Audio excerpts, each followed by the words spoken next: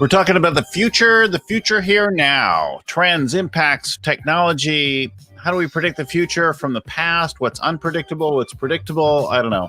So much more. That's our subject. It's of interest to everyone, whether you're in technology or not. That's our subject for today.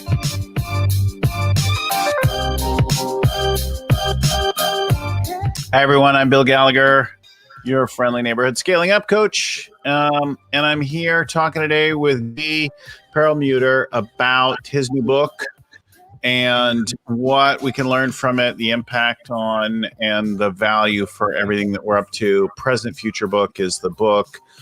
I want to remind everyone that we bring 3 scaling up conversations a week to you. One tip every Tuesday, a deep dive like this with an author, guru, expert on Wednesday.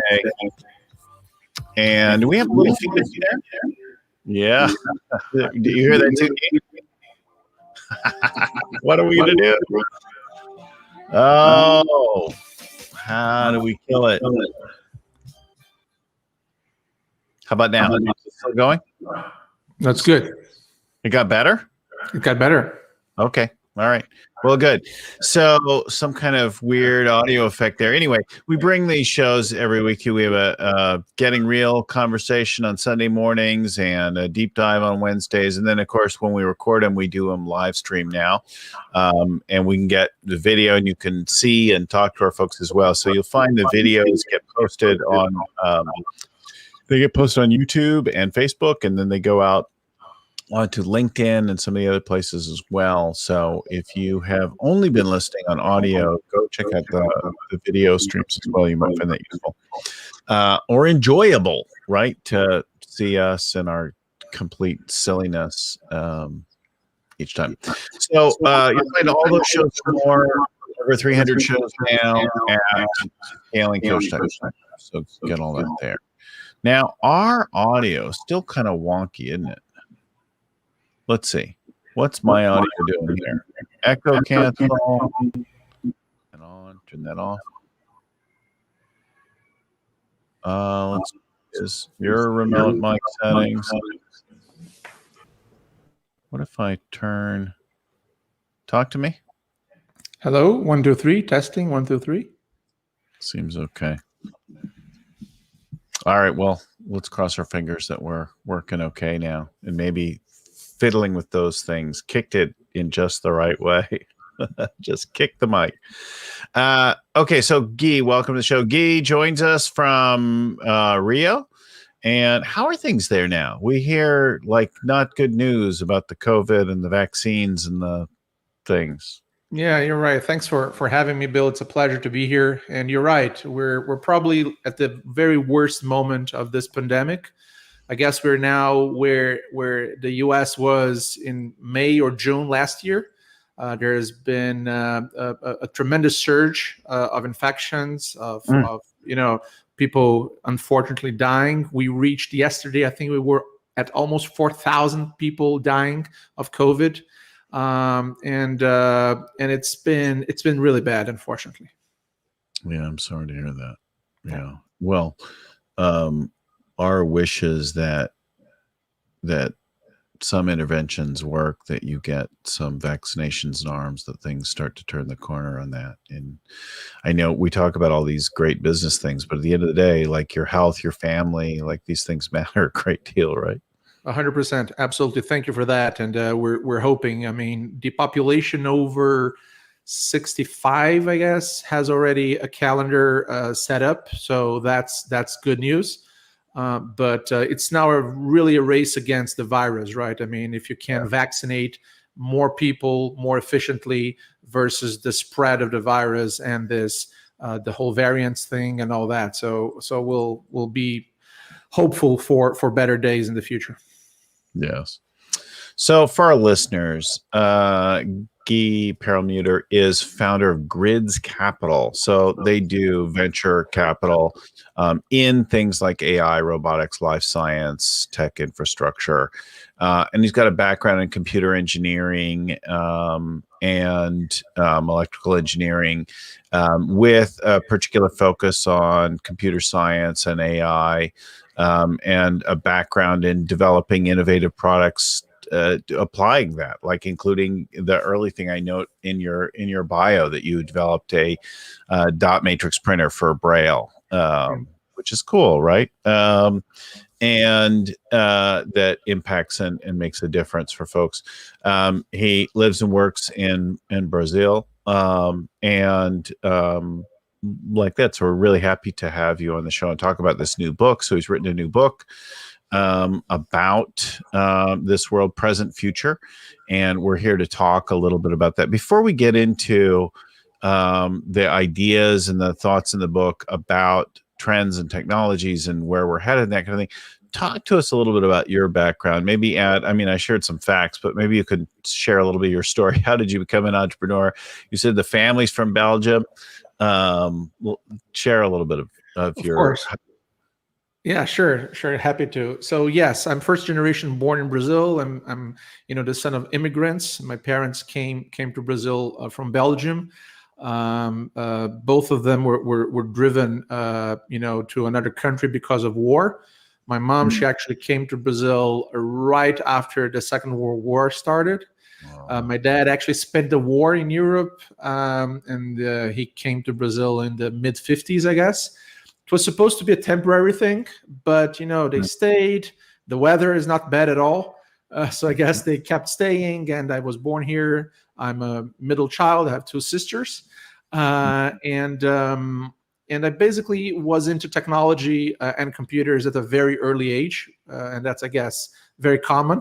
I decided to do computer engineering as my major in college. A couple of years before, even getting to college, did that, and then, as you said, I did a master's in artificial intelligence, which was a field where I had a very strong conviction would at some point overflow from the realms of universities and research centers into the real world, if you will. I built a career in the financial markets for almost 2 decades, doing risk management and asset allocation. So I guess the whole venture capital thing was just a blend of those two skill sets, the technology side, building things and thinking and inventing stuff. And of course, the whole discipline that finance will give you in terms of allocating money and managing risk and all that. So I started Grits Capital basically as a blend of those two skills, doing investments in deep technology. And over the course of the last, I guess, 2 or 3 years, I felt there was an interesting story to be told about technologies in the world and how that will impact our lives going forward, and hence that's how the book came about. So if I could, your parents are a little older then, yes? Yes. Yeah.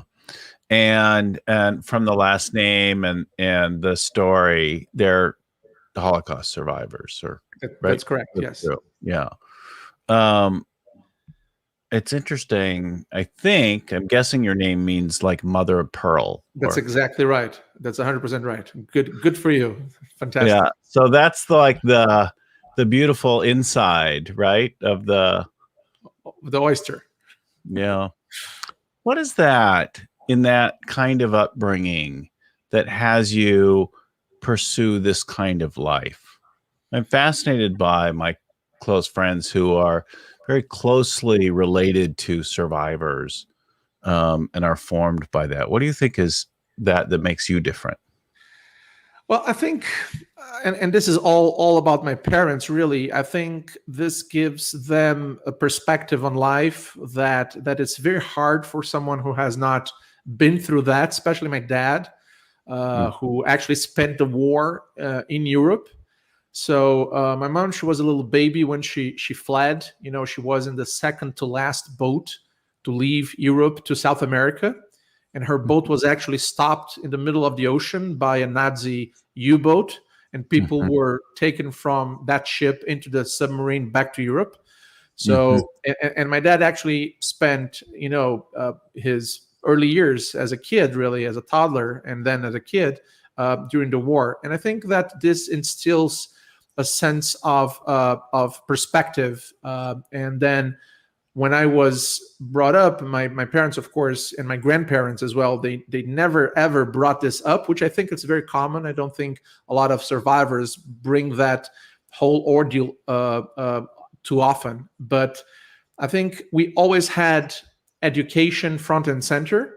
I think that's something that they felt that nobody could ever take away from you, because they had this experience in their lifetime where they were left with very little to go about. And so education was always something that was really important. And everything I always wanted that had any connection to education was granted, no further discussions.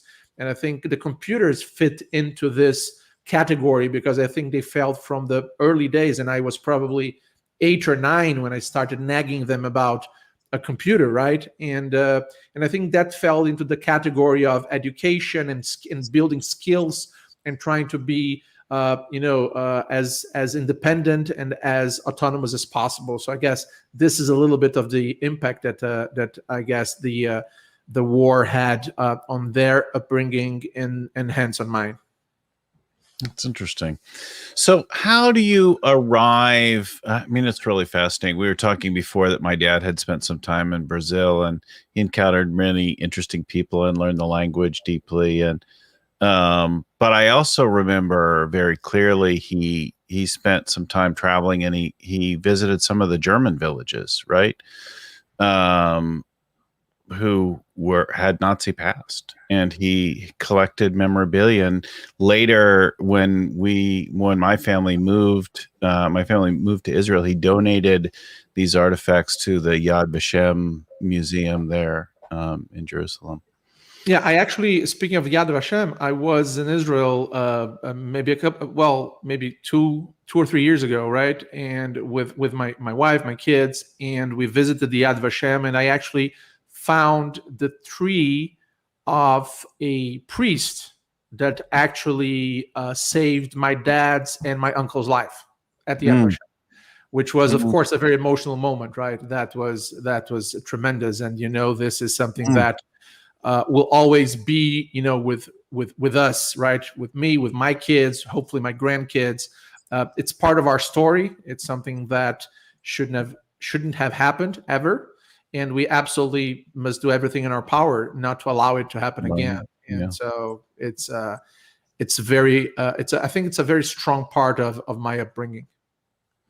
Well, it's a kind of an unintended detour in our conversation, but I'm sure that it feeds and informs your character and is infused deeply in your work. So thanks for indulging in the detour. I think getting a picture of people personally and what makes us and what informs what develops us is interesting. So thank you for your openness. Talk about the development of the book. How do you come to this book, and talk to us about it, if you would?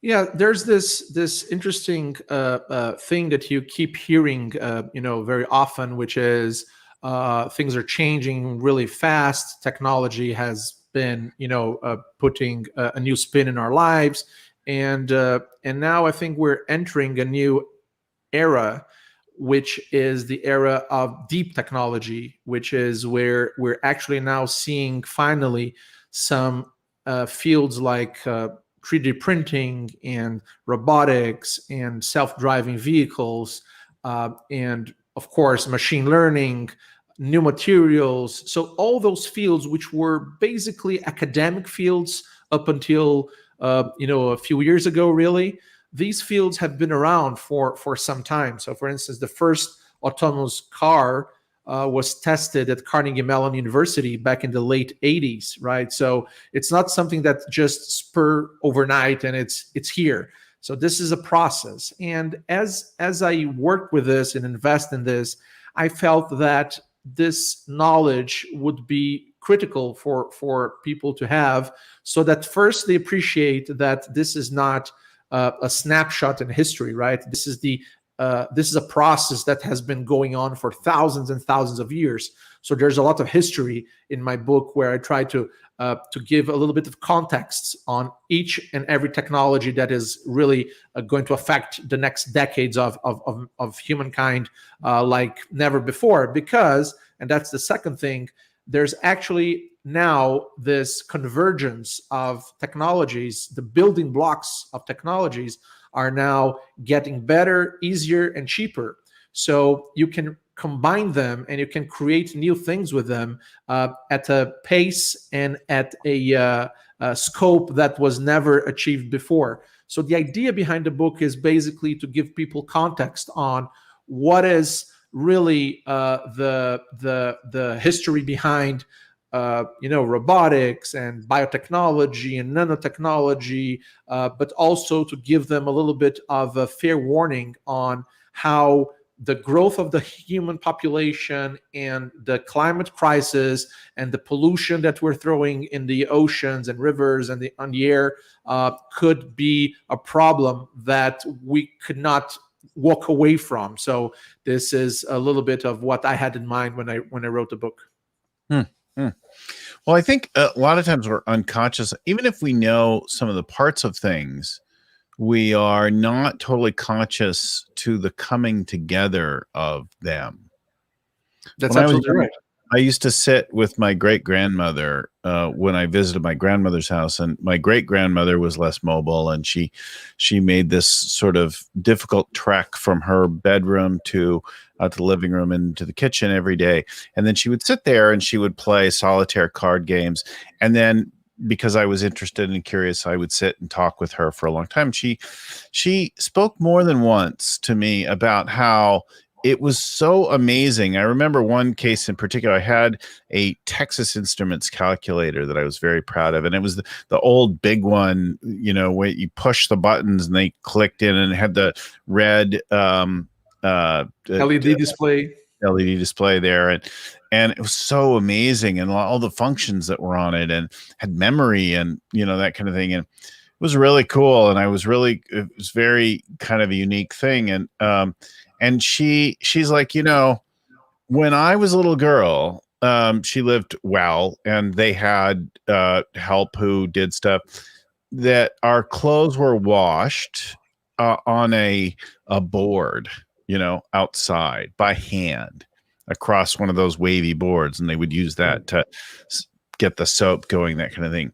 She said, and now we put a man on the moon, and you've got this little computer calculator in your hand, and that's just amazing, like what the things we'll do. And I think about it, like it all just kind of evolves. And I've got my little iPad here that I read all my books on, and it's got a library bigger than the one behind me on it, and I can carry everything with me where I go on that. And then the little watch on my wrist not only does tell the time, which thankfully it does, but it also like taps me when I have a reminder for something and I need to turn left or right, and I can actually talk on it, and it can send me messages, and I can look things up, and it's got lasers in it, and battery technology, and semiconductors, and then of course those are into very tiny microchips, and it's got accelerometers, and it's got a GPS signal, like it's reading satellite stuff, and it's talking to so let's see, it's got a Bluetooth radio, it's got a Wi-Fi signal, it's got a GPS receiver. That's at least 3 distinct radios in it. Right. Like the amount of technology just in the wristwatch is boom, it just boggles the mind if you take time to add it up. And then when it doesn't work, you're like, oh my God, what the hell? Yeah, absolutely. Siri's so stupid. She doesn't understand me. Yeah, exactly. We've grown, spoiled by technology.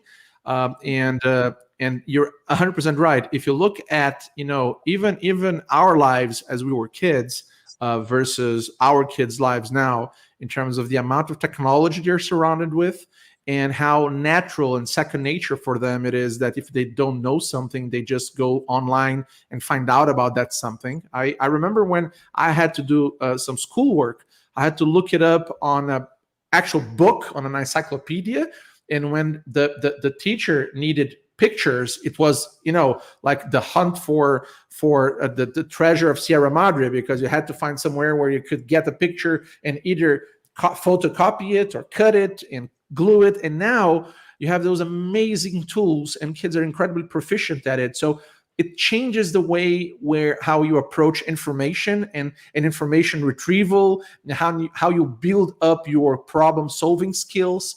So all that, and again, we talk about that. We talk about education in the book. We talk about finance. We talk about areas where there's this whole new world that we are going to live in that is already here, and that is not going to wait for institutions and governments and corporations to catch up. It's just going to move, right? It's just going to go as fast as possible and as efficiently as possible. So I guess this also kind of contributed for the idea of trying to create some sort of go-to reference where you don't need to be a PhD or an engineer or a mathematician to really understand. I made it a point to write a book for everybody who had a passing interest on, things from blockchain to cryptocurrencies to robotics to machine learning to Internet of Things to biotechnology.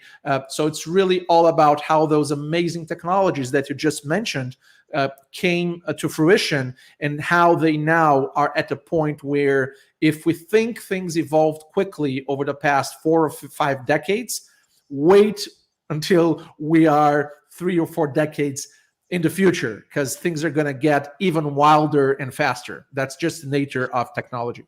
So when I talk about how amazing some of these things are, I think I'm practicing gratitude and appreciation. I'm taking stock of something. I think it's useful for me as a human being, but it also makes me sound like an old dude, right?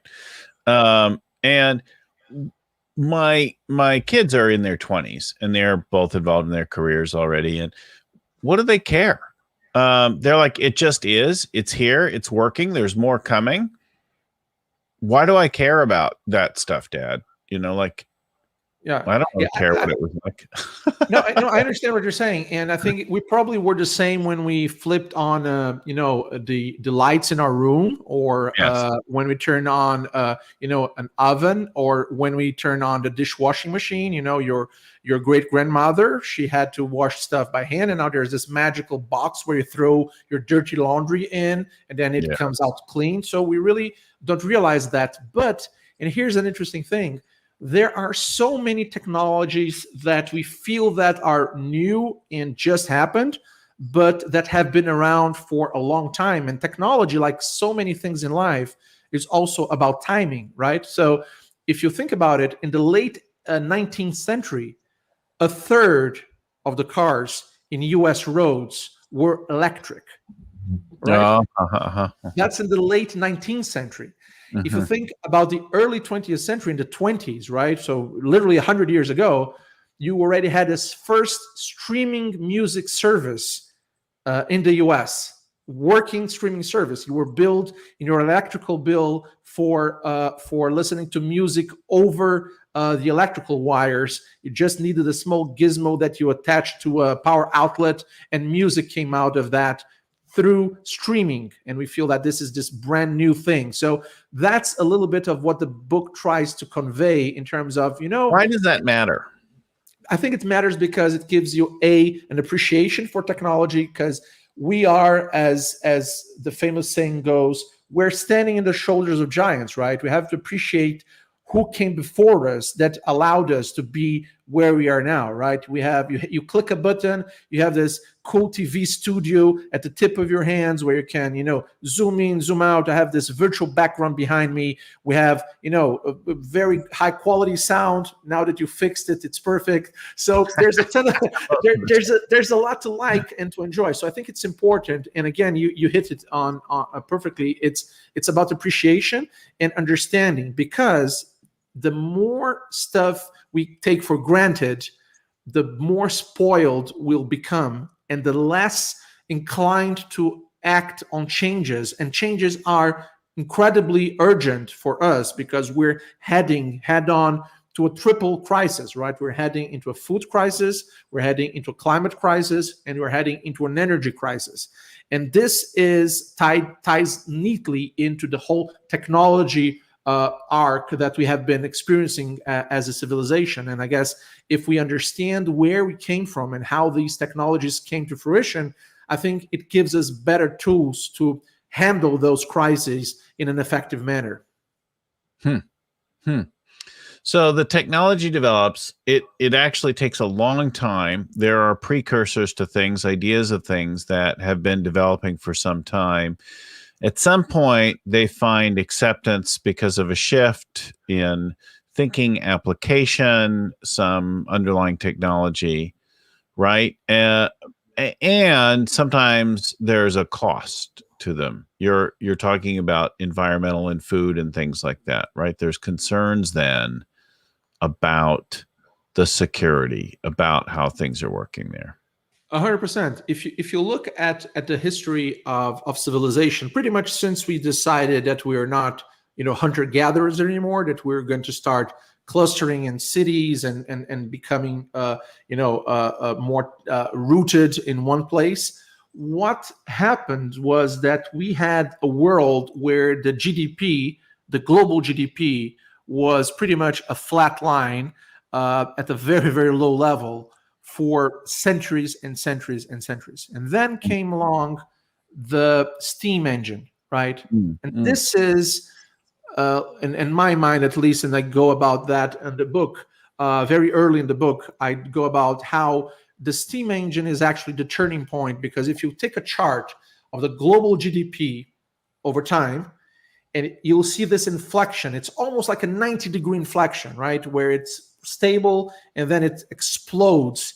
That was because of the first industrial revolution. That was because we could mass produce stuff. We could have, factories and people producing goods at a speed and at a rate that was never seen before. And then not to dwell too much on that, because then there's a long arc of history to talk about how the economies globally changed. It became something where, if you look at the concentration of CO2 in the atmosphere from the mid-18th century, right, when the first industrial revolution started, to today, you can see this shift in the pattern of the greenhouse effect happening and kicking in. If you look at how many people lived on the planet up until the 1800s, and how many are going to be living here in another 30 years, we're going to be at 10 billion people in 2050, right? And there's no sign that the areas that we're using to grow food are going to expand dramatically. There's absolutely an issue with the amount of energy that we as a civilization need for our gizmos and to recharge our watches and to recharge our phones and to use our computers and to recharge our cars, which is inevitable over the next decade or so. We're going to be fully electric, or at least the majority of the cars are going to be electrical. So all that has a toll. And I guess that the book is very clear on the benefits of technology, but we also try to give the right framing for those problems, which will have to be sorted out. It's not like the COVID crisis, which, as dramatic and as horrible as it is, from day one, we knew if we get the vaccine, we have a way out of this, right? We can dig ourselves out of this hole. And unfortunately, we can argue about the human cost and the time it took and the inefficiencies that we saw in governments throughout the planet. And so there's a lot to be said about that. But it's a crisis where people know where the exit ramp is, right? Vaccine, you take a left on the vaccine ramp, you should be good.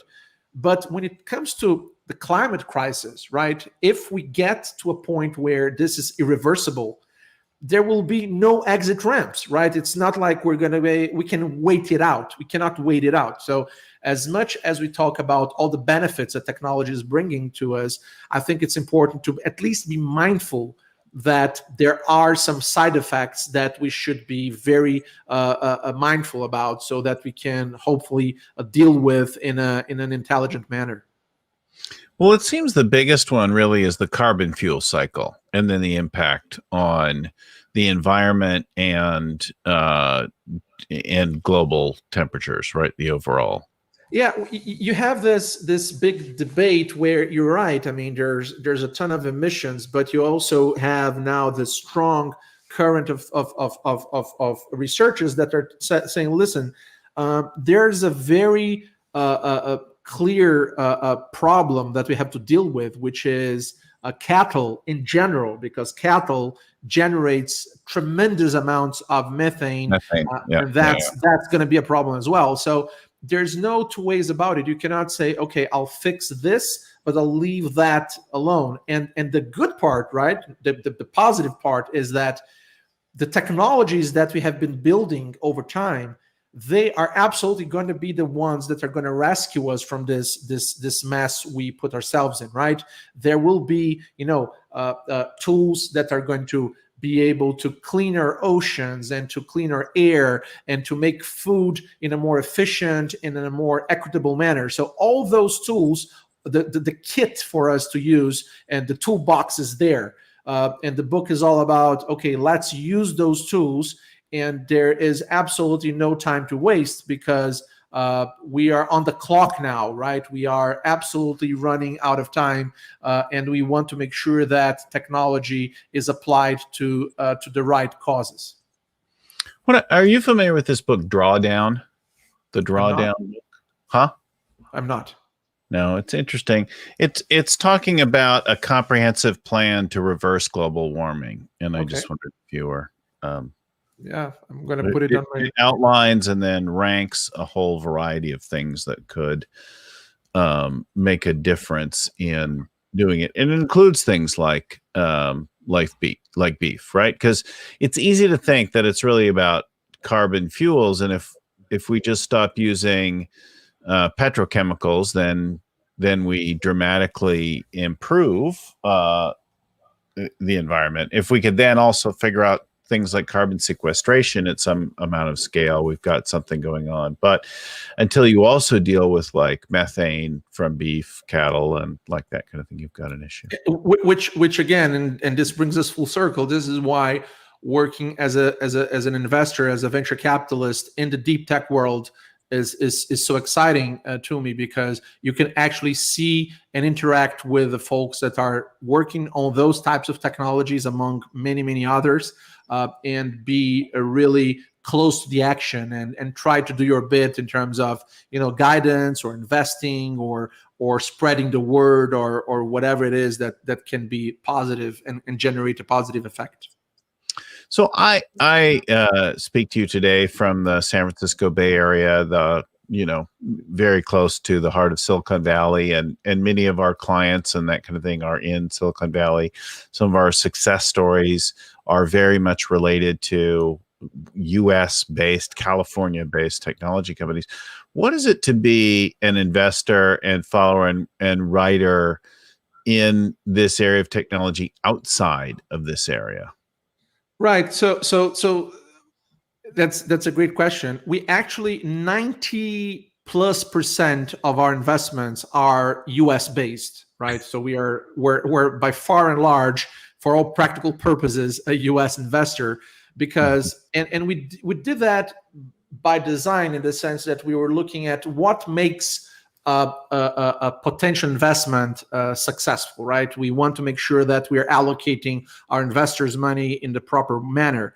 So we wanted that in the deep tech world, we wanted that investments are deployed in a manner where there was already substantial research made on that technology. So you're not paying for research. That's the role of governments and universities. So the US checks those boxes handsomely. You want those environments where you're going to invest in to be, as frictionless as possible, right? You want legislation that helps the entrepreneur, that helps the investor. You want a patent office that can speed up the process so that technology can move right along. There's also a lot of that in the US.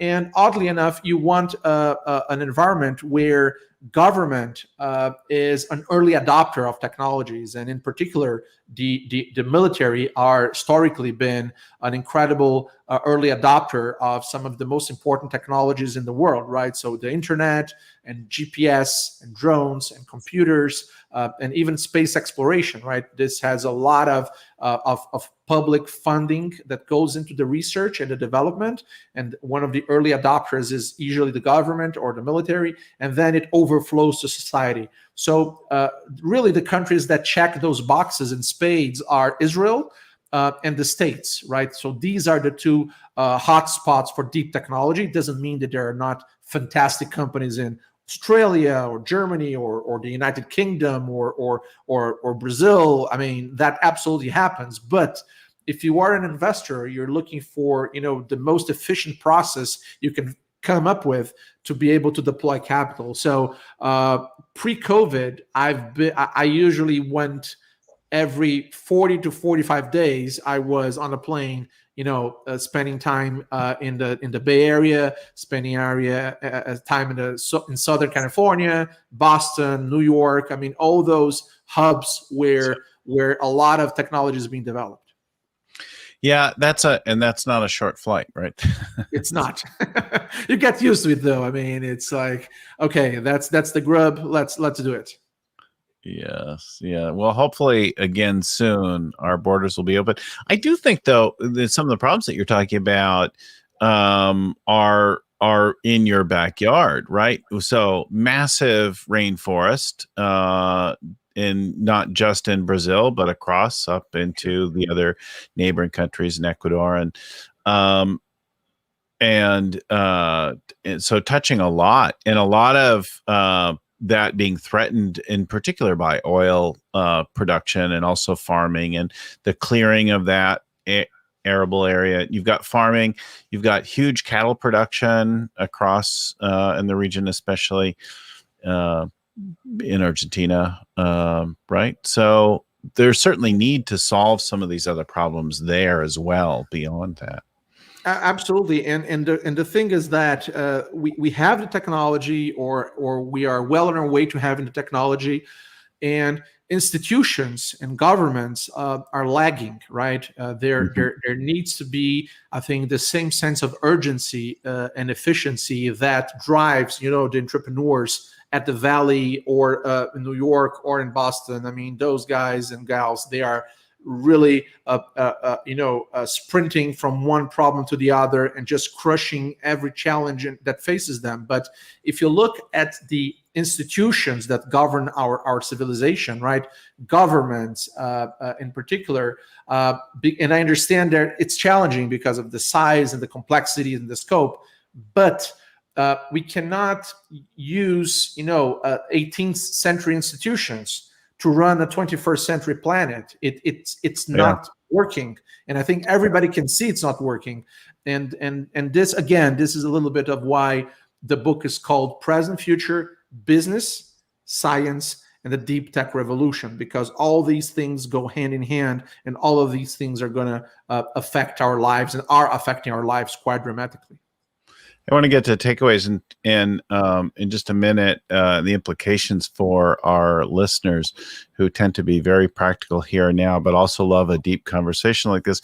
But I am reminded that in both our countries and in many others, the politics aren't, and the regulatory environment's not particularly helpful. They're definitely like old world thinking. One's like, let's be for business, and then the other's all just let's be for labor. And neither of them is thinking too well about technological advances in infrastructure, except to like stop certain things that are concerning from information standpoint, which is getting abused or twisted and that kind of thing. But we have this in both countries today. People who are like,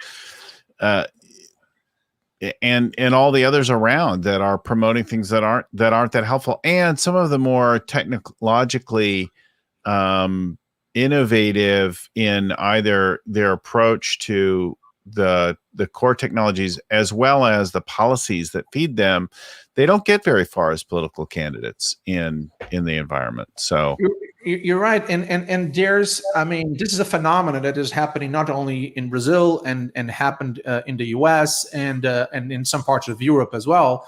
I think there's an underlying theme there, which again we also talk about extensively in the book, which is the rise of social media, right? And how easy it has become for any fool to propagate his or her ideas, and how all of a sudden you and I will live in a world where your opinion is more important than my fact.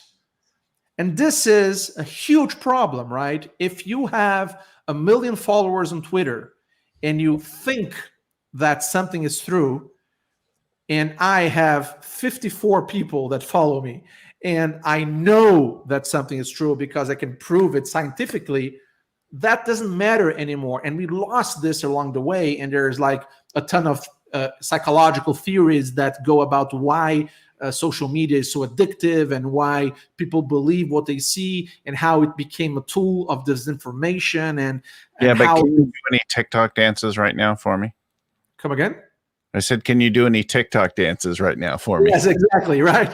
So things crazy. We have now, the most fantastic tool ever devised by the civilization, right? We have information, we have real-time data, we have so many amazing things, and we are using that, and this is being time and time again handled poorly.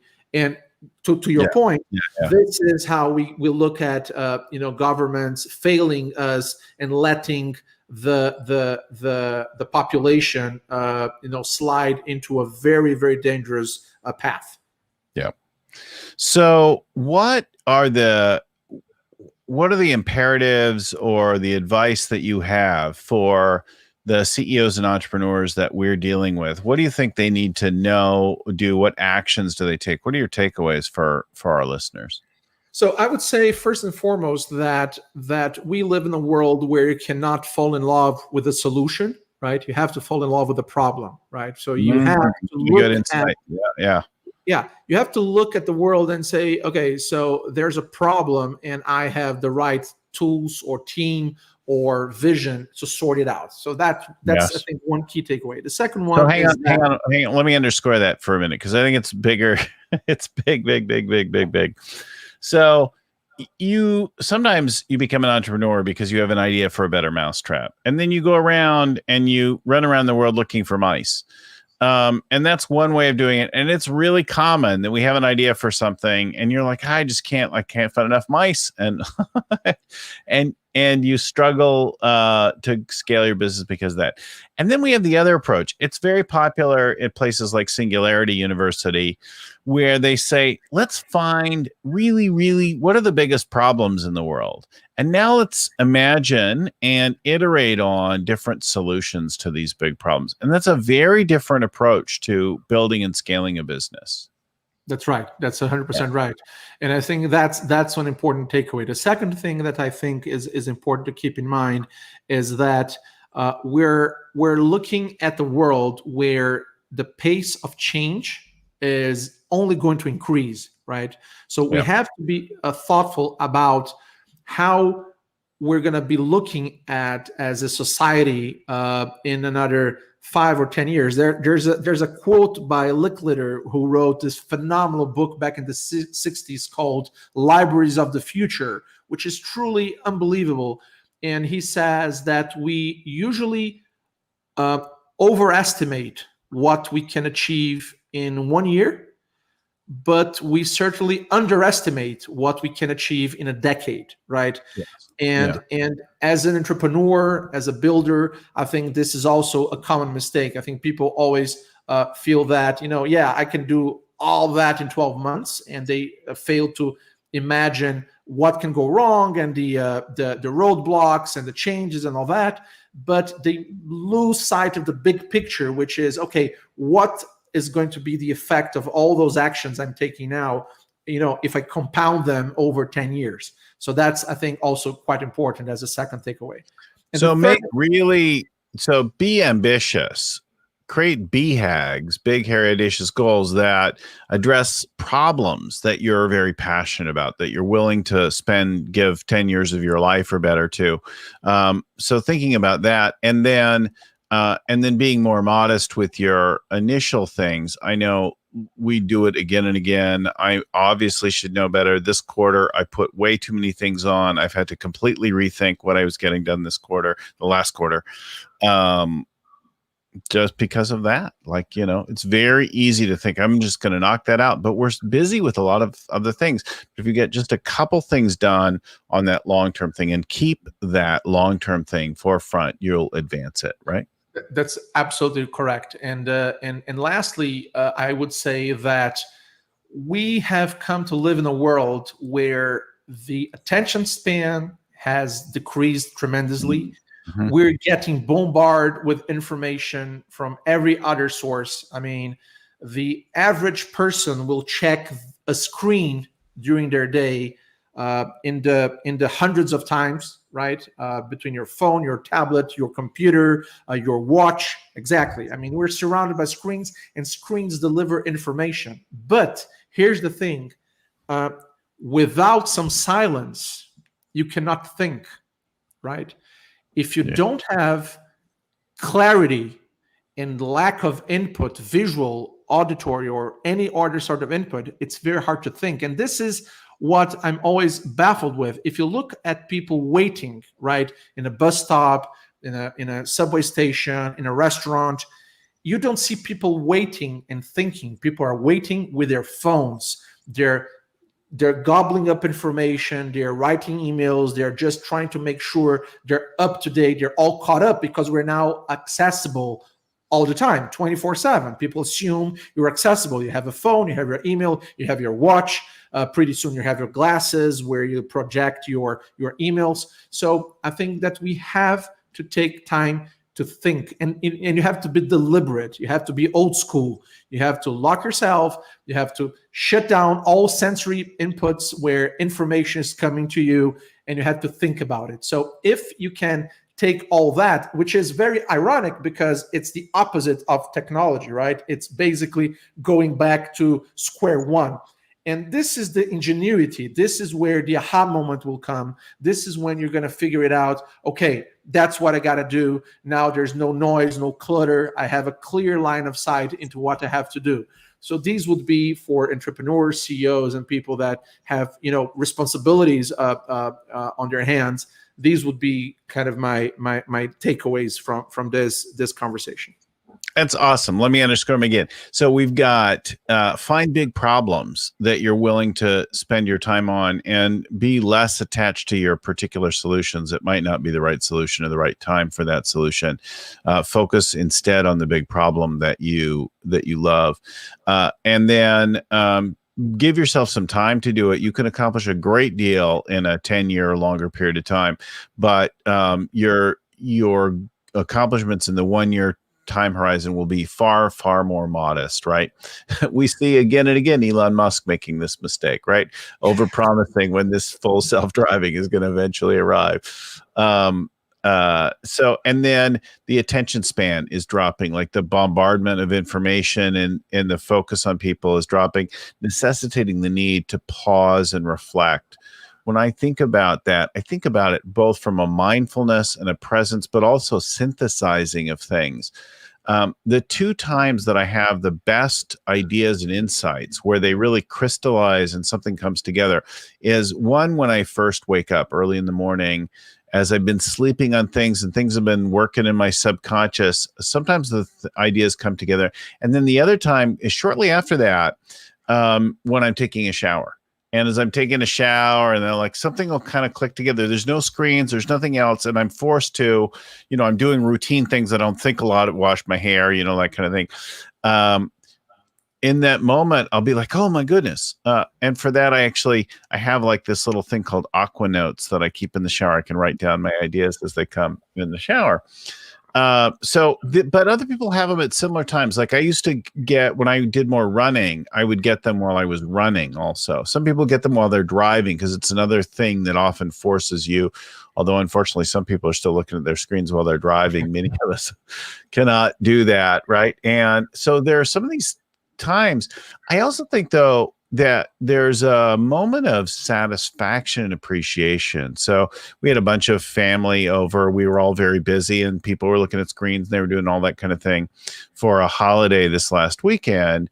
And then as we're going through this lengthy dinner together, there were a couple times when I didn't just rush on to the next part of the dinner ceremony and I just stopped and I looked around at my family who were gathered together. And for the first time last year, our gathering was on Zoom for our holiday, and was like, wow, this is really good. And I just had this like this breath in, this moment of satisfaction. It felt like time slowed down a little bit, and I was aware of like a squirrel or a bird or this or that. And there's the family, and there's my brothers and my wife and daughter, and Absolutely. There's one thing that I have quoted again and again, and I don't remember where I read it. I sure wish I had come up with it. I don't think I did. So maybe someone out there knows exactly who's the author of this quote. But something that really stuck with me that says that technology really brings people who are far away closer to you, but it also pushes people that are very close to you further away from you. Yes. If you've ever noticed that you wanted somebody's attention and they were buried texting somebody who's far away. I remember years ago in the early days of texting and that kind of thing, being at a cafe in Tel Aviv and seeing a table across from me. There were like 7 women there, and they were all texting everyone else who wasn't there. And I'm like, you're with each other. Like, have a beer, like, relax. Exactly.